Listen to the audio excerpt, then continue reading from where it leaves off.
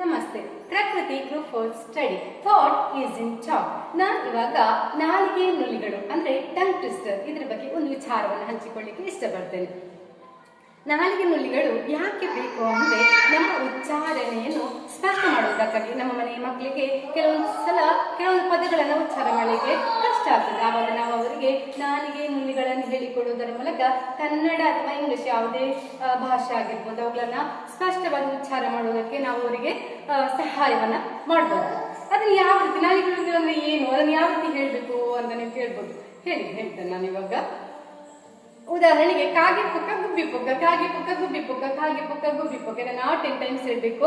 ಇನ್ನೊಂದು ಉದಾಹರಣೆ, ತರೀಕೆರೆ ಏರಿ ಮೇಲೆ 3 ಕರೆ ಕುರಿ ಮರಿ ಮೇಯುತ್ತಿತ್ತು, ತರೀಕೆರೆ ಏರಿ ಮೇಲೆ 3 ಕರೆ ಕುರಿ ಮರಿ ಮೇಯುತ್ತಿತ್ತು. ಇದನ್ನೇ ನಿಧಾನವಾಗಿ ಹೇಳುವಂತದಲ್ಲ, ಸ್ಪೀಡ್ ಆಗಿ ಹೇಳ್ಬೇಕು. ಉದಾಹರಣೆಗೆ ನಾನು ಹೇಳಿಕೊಡ್ತೇನೆ. ತರೀಕೆರೆ ಏರಿ ಮೇಲೆ 3 ಕರೆ ಕುರಿ ಮರಿ ಮೇಯುತ್ತಿತ್ತು, ತರೀಕೆರೆ ಏರಿ ಮೇಲೆ 3 ಕರೆ ಕುರಿ ಮರಿ ಮೇಯುತ್ತಿತ್ತು, ತರೀಕೆರೆ ಏರಿ ಮೇಲೆ 3 ಕರೆ ಕುರಿ ಮರಿ ಮೇಯುತ್ತಿತ್ತು, ತರೀಕೆರೆ ಏರಿ ಮೇಲೆ 3 ಕರೆ ಕುರಿ ಮರಿ ಮೇಯುತ್ತಿತ್ತು.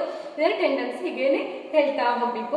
ಇನ್ನೊಂದು ಉದಾಹರಣೆ, ಎತ್ತುಗಳೆರಡು ಎಮ್ಮೆಗಳೆರಡೆರಡು ಆಡಿನ ಮರಿಗಳೆರಡು, ಎತ್ತುಗಳೆರಡು ಎಮ್ಮೆಗಳೆರಡೆರಡು ಆಡಿನ ಮರಿಗಳೆರಡು, ಎತ್ತುಗಳೆರಡು ಎಮ್ಮೆಗಳೆರಡೆರಡು ಆಡಿನ ಮರಿಗಳೆರಡು.